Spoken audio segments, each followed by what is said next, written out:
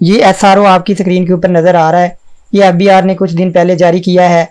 इसमें जो भी वो इन फ्यूचर 2026-27 की रिटर्न में तब्दीलियां करने जा रहा है उसको PDF फॉर्म में पहले डिस्कस किया गया है। मैं आज के इस वीडियो लेक्चर में आपके साथ फॉरेन सोर्सेज के हवाले से डिस्कस करना चाहता हूँ।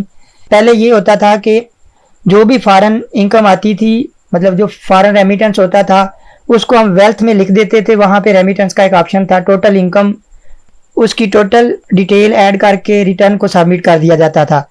लेकिन अब उन्होंने ये किया है कि यहाँ पे दो मजीद कॉलम ऐड किए हैं फॉरेन डिटेल के अंदर। एक तो ये है कि जिस पर्सन ने आपको रकम भेजी है उसका टैक्स आइडेंटिफिकेशन नंबर भी लिखना होगा, एक कॉलम उन्होंने ये ऐड कर दिया है।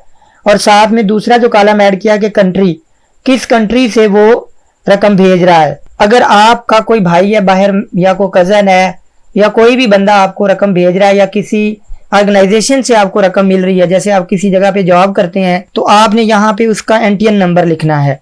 या अगर आप खुद बाहर हैं तो आप अपना NTN नंबर यहाँ पे लिखेंगे, टैक्स आइडेंटिफिकेशन नंबर यहाँ पे लिखेंगे और साथ में कंट्री मेंशन कर देंगे।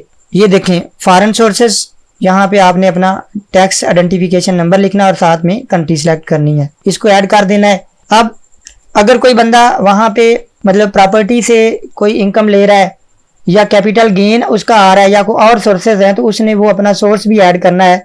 उसको भी ऐड करने का मेथड यहाँ पे है। एक तो आपने इनकम सोर्स, फिर उसकी डिस्क्रिप्शन लिखनी है थोड़ी सी।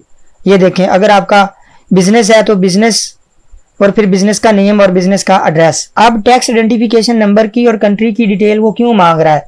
वो इसी वजह से मांग रहा है ताकि वो चेक कर सके कि वाकई ये पर्सन जो है थ्रू प्रॉपर चैनल के जरिए अपनी जो इनकम है उसको पाकिस्तान के अंदर भेज रहा है। वो फिर मैच करेगा कि वाकई ये बंदा फॉरेन कंट्री में काम करता है और वहां से इसको फॉरेन रेमिटेंस आती हैं।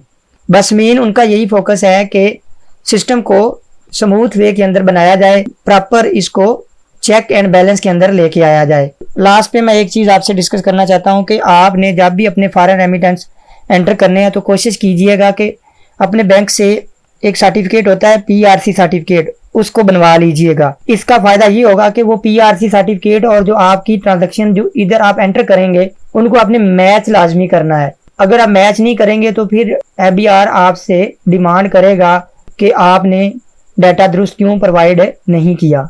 बेस्ट ऑफ लक, मुझे दुआओं में याद रखना।